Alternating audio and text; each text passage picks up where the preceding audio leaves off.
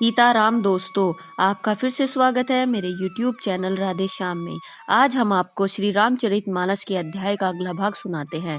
सुनाने से पहले मेरी आप सबसे विनती है कि आप सब मेरे चैनल को सब्सक्राइब, लाइक और शेयर करना ना भूलें।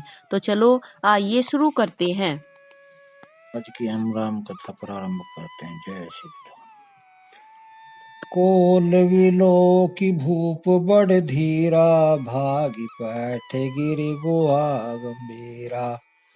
अगम देखि नृप अति पछताई, फिरऊ महाबन परऊ भुलाई। राजा को बड़ा धैर्यवान देखकर स्वर भागकर पहाड़ी की एक गहरी गुफा में जा घुसा। उसमें जाना कठिन देखकर राजा को बहुत पछताकर लौटना पड़ा, पर उस घोर वन में वह रास्ता भूल गया। खेद खिन श्रुदित त्रसित राजा बाजी समेत, खोजत व्याकुल सरित सर, जल बिनु भयो अचेत। बहुत परिश्रम से राजा से थका हुआ और घोड़े समेत भूख प्यास से व्याकुल राजा नदी तालाब खोजता खोजता पानी बिना बेहाल हो गया। फिरत विपिन आश्रम एक देखा, तह बस नृपति कपट मुनि शेषा। जासु देश नृप लेन छड़ाई, समर सेन तज गय पराई। वन में फिरते फिरते उसने एक आश्रम देखा। वहां कपट से मुनि का वेश बनाए एक राजा रहता था, जिसका देश राजा प्रताप भानु ने छीन लिया था और जो सेना को छोड़कर युद्ध से भाग गया था। समय प्रताप भानु कर जानी, आपन अति असमय अनुमानी। गयउ न ग्रह मन बहुत गलानी, मिलान राजहि नृप अभिमानी। प्रताप भानु का समय अच्छे दिन जानकर और अपना कुसमय बुरे दिन अनुमान कर उसके मन में बड़ी गलानी हुई।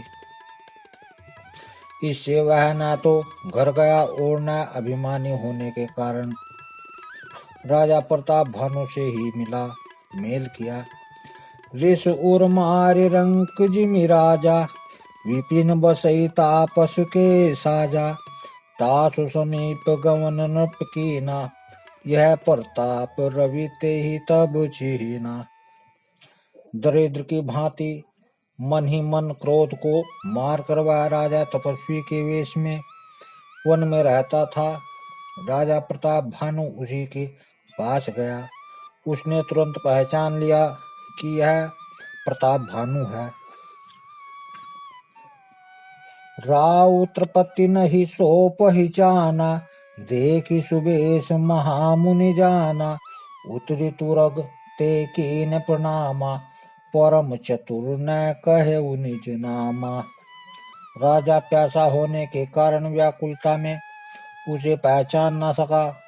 सुंदर वेश देखकर राजा ने उसे महामुनि समझा और घोड़े से उतरकर उसे प्रणाम किया, परंतु बड़ा चतुर होने के कारण राजा ने उसे अपना नाम नहीं बतलाया।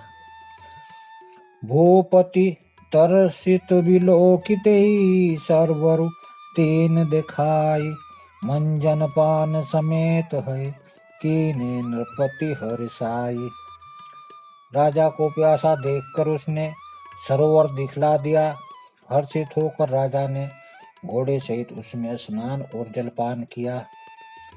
गेसम सकल सुखी नृप भयउ, निज आश्रम तापस ले गयहु। आसन दीन अस्त रवि जानी, पुनि तापस बोलौ मृदुबानी। सारी थकावट मिट गई, राजा दुखी सुखी हो गया। तब तपस्वी उसे अपने आश्रम में ले गया और सूर्यास्त का समय जानकर उसने राजा को बैठने के लिए आसन दिया। फिर वह तपस्वी कोमलवाणी से बोला, को तुम कसबन फिरहु अकेले, सुंदर जुबा जीव पर हेले। चक्रवर्ती के लक्षण तोरे, देखत दया लागी अति मोरे। तुम कौन हो, सुंदर युवक होकर जीवन की परवाह न करके वन में अकेले क्यों फिर रहे हो? तुम्हारे चक्रवर्ती राजा के ऐसे लक्षण देखकर मुझे बड़ी दया आती है। नाम प्रताप भानु अवनीसा, ताकि तासु सचिव में सुनहु मुनीसा। फिरत अहेर परहु भुलाई, बड़े भाग देखो पद आई। राजा ने कहा, हे मुनीश्वर, सुनिए, प्रताप भानु नाम का एक राजा है। मैं उसका मंत्री हूँ। शिकार के लिए फिरते हुए राह भूल गया हूँ। बड़े भाग्य से यहाँ आकर मैंने आपके चरणों के दर्शन पाए हैं। हम कह दुर्लभ दरस तुम्हारा, जानत हो कछु भला हो निहारा। कह मुनि तात भयउ अंधियारा, जो जन सत्तर नगर तुम्हारा। हमें आपका दर्शन दुर्लभता, इससे जान पड़ता है कुछ भला होने वाला है। मुनि ने कहा, हे तात, अंधेरा हो गया। तुम्हारा नगर यहाँ से 70 योजन पर है। निशा घोर गंभीर वन, पंथ न सुनहु सुजान। बसऊ आज वस जान तुम्हें, जाएहु होत विहान। हे सुजान सुनो, घोर अंधेरी रात है, घना जंगल है, रास्ता नहीं है। ऐसा समझकर तुम आज यही ठहर जाओ, सवेरा होते ही चले जाना। तुलसी जसी भवतव्यता तैसी मिलई सहाय। आपनु आवई ताहि पही, ताहि तहाँ ले जाय। तुलसीदास जी कहते हैं, जैसी भव्यता होनहार होती है, वैसी ही सहायता मिल जाती है। या तो वह आप ही उसके पास आती है या उसको वहां ले जाती है। भले ही नाथ आय सुधरि सीसा, बाधि तुरग तरु पै बैठ महिषा। नृप बहु भांति प्रशंसउ ताहि, चरण बंदि निज भाग्य सराही। हे नाथ, बहुत अच्छा, ऐसा कहकर और उसकी आज्ञा सिर चढ़ाकर घोड़े को वृक्ष से बांधकर राजा बैठ गया। राजा ने उसकी बहुत प्रकार से प्रशंसा की और उसके चरणों की वंदना करके अपने भाग्य की सराहना की। पुनि बोलहु मृदु गिरा सुहाई, जान पिता प्रभु करहु ढिढ़ाई। मोहि मुनीश सुत सेवक जानी, नाथ नाम निज कहु बखानी।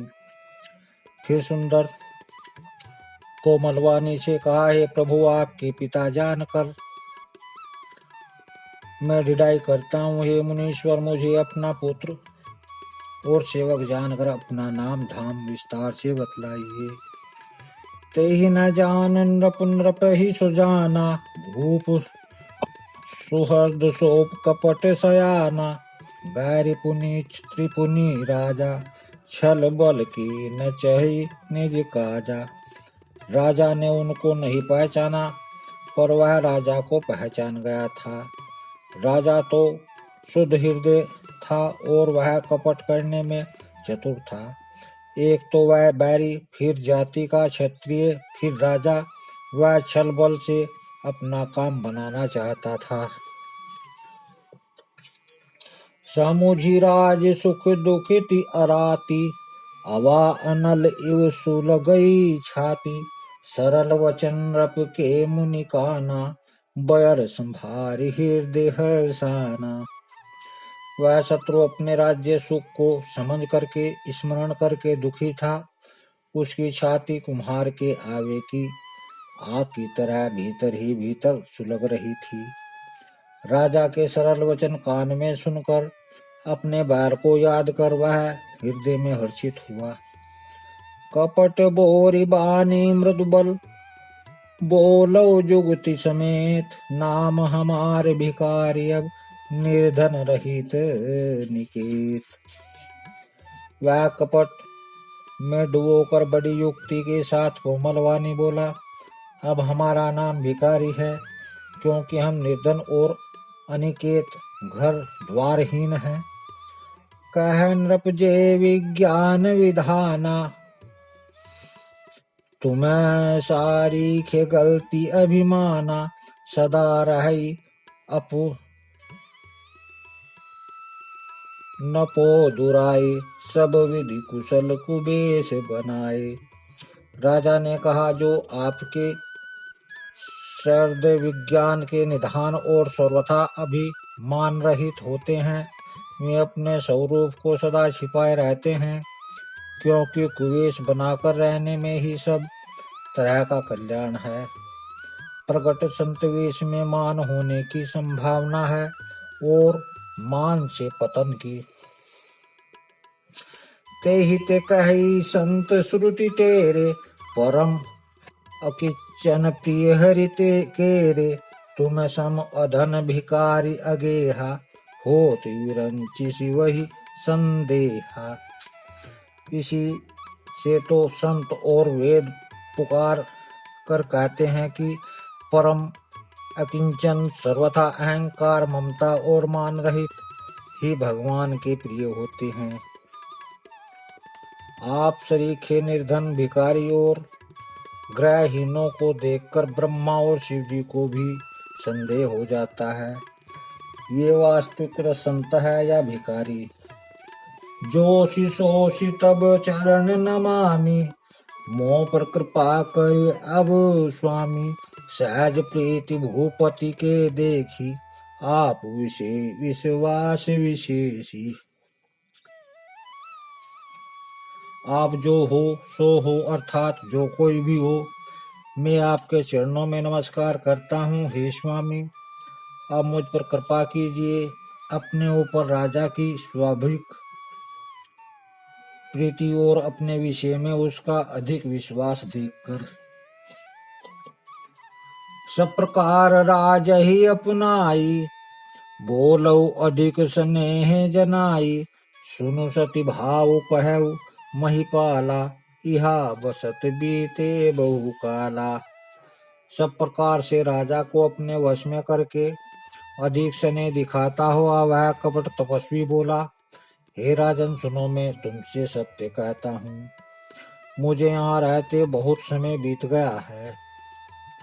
अब लगी मोही न मिलऊ कोई, मैं न जानऊ काऊ। लोक मान्यता अनल सम, कर तप कानन दाहू। अब तक न तो कोई मुझसे मिला और न मैं अपने को किसी पर प्रकट करता हूँ, क्योंकि लोक में प्रतिष्ठा अग्नि के समान है, जो तपस्वी वन को भस्म कर डालती है।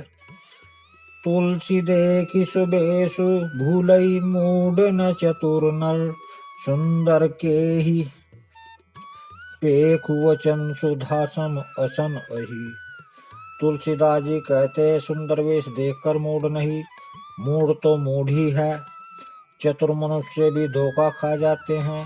सुंदर मोर को देखो, उसका वचन तो अमृत के समान है और आहार सांप का है। ताते गुपुत्र है जग माही, हरि तज किंपि प्रयोजन नाही। प्रभु जानत सब विनहि जनाए, कहु कवि सिद्धि लोक रिझाए। कपट तपस्वी ने कहा, इसी से मैं जगत में छिपकर रहता हूँ, श्री हरि को छोड़कर किसी से कुछ भी प्रयोजन नहीं रखता। प्रभु तो बिना जनाए सब जानते हैं, फिर कहो संसार को रिझाने से क्या सिद्धि मिलेगी। तुम सुचि सुमिति परम प्रिय मोरे, प्रीति पर प्रीति मोहि पर तोरे। अब जो तात दुराऊ तो ही, दारुण दोष घटई अति मोही। तुम पवित्र और सुंदर बुद्धि वाले हो, इससे मुझे बहुत ही प्यारे हो, और तुम्हारे भी मुझ पर प्रीति और विश्वास है। हे तात, अब यदि मैं तुमसे कुछ छिपाता हूँ तो मुझे बहुत ही भयानक दोष लगेगा। जिमि जिमि तापसु कथहि उदासा, तिमि तिमि नृप्य ही उपज विश्वासा। देखा सौ वस क्रम मन बानी, तब बोला तापस बग ध्यानी। ज्यों ज्यों वह तपस्वी उदासीनता की बातें कहता था, त्यों त्यों ही राजा को विश्वास उत्पन्न होता था। जब उस बुगले की तरह ध्यान लगाने वाले कपटी मुनि ने राजा को कर्म, वन और वचन से अपने वश में जाना, तो वह बोला, नाम हमार एक तनु भाई, सुनु नृप बोलऊ पुनि सिरुनाई, कहु नाम कर अर्थ बखानी, मोय सेवक अति आपन जानी। हे भाई, हमारा नाम एक तनु है। यह सुनकर राजा ने फिर सिर नवाकर कहा, मुझे अपना अत्यंत अनुरागी सेवक जानकर अपने नाम का अर्थ समझाकर कहिए। आदि सृष्टि उपजी जब ही तब उत्पत्ति भय मोरी, नाम एक तनु हेतु तेहि देह न धरी बहुरी। कपटी मुनि ने कहा, जब सबसे पहले सृष्टि उत्पन्न हुई थी तभी मेरी उत्पत्ति हुई थी, तब से मैंने फिर दूसरी देह नहीं धारण की, इसी से मेरा नाम एक तनु है। जनि अचरजु करहु मन माही, सुत तप के दुर्लभ कछु नाही, तप बल ते जग सजग विधाता, तप बल विष्णु भय परित्राता। हे पुत्र, मन में आश्चर्य मत करो, तप से कुछ भी दुर्लभ नहीं। तप के बल से ब्रह्मा जगत को रचते हैं और तप ही के बल से विष्णु संसार का पालन करने वाले बने हैं। तप बल शंभु करहि संहारा, तप ते अगम न कछु संसारा, भय नृपहि सुनि अति अनुरागा, कथा पुरातन कहे सो लागा। तप ही के बल से रुद्र संहार करते हैं। संसार में कोई ऐसी वस्तु नहीं जो तप से न मिल सके। यह सुनकर राजा को बड़ा अनुराग हुआ, तो वह तपस्वी पुरानी कथाएं कहने लगा। कर्म धर्म इतिहास अनेका, करई निरूपण वीरते विवेका, उद्भव पालन प्रलेप कहानी, कहे सी अमित अचरज बखानी। कर्म धर्म और अनेकों प्रकार के इतिहास कहकर वह वैराग्य और ज्ञान का निरूपण करने लगा। सृष्टि की उत्पत्ति, पालन और स्थिति और संहार प्रलय की अपार आश्चर्य भरी कथाएं उसने विस्तार से कही। सुनि महीप तापस बस भयउ, आपन नाम कहन तब लहु, कह तापस नृप जानउ तोहि, किनहु कपट लाग भल मोहि। राजा सुनकर उस तपस्वी के वश में हो गया और तब वह उसे अपना नाम बताने लगा। तपस्वी ने कहा, राजन, मैं तुमको जानता हूँ, तुमने कपट किया, वह मुझे अच्छा लगा। सुनो महिष असिनीति जह, तह नाम न करहि नृप, मोहितो ही पर अति प्रीति सोई, चतुरता विचारी तब। हे राजन, सुनो, ऐसी नीति है कि राजा लोग जहाँ तहाँ अपना नाम नहीं कहते। तुम्हारी वही चतुराई समझकर तुम पर मेरा बड़ा प्रेम हो गया है। नाम तुम्हारा प्रताप दिनेशा, सत्य केतु तब पिता नरेशा, गुर प्रसाद सब जानिय राजा, कहिय न आपन जानिय काजा। तुम्हारा नाम प्रताप भानु है। महाराज सत्य केतु तुम्हारे पिता थे। हे राजन, गुरु की कृपा से मैं सब जानता हूँ, पर अपनी हानि समझकर कहता नहीं। देखी तात तब सहज सुधाई, प्रीति प्रपीति नीति निपुनाई, उपज परी ममता मम मोरे, कहु कथा निज पूछे तोरे। हे तात, तुम्हारा स्वाभाविक सीधापन, सरलता, प्रेम और विश्वास और नीति में निपुणता देखकर मेरे मन में तुम्हारे ऊपर बड़ी ममता उत्पन्न हो गई है। इसलिए मैं तुम्हारे पूछने पर अपनी कथा कहता हूँ।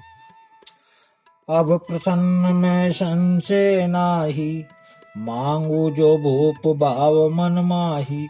सुन सुवचन भूपति हर्षाना, गही पदवी ने के निविधि नाना। अब मैं प्रसन्न हूँ, इसमें संदेह न करना।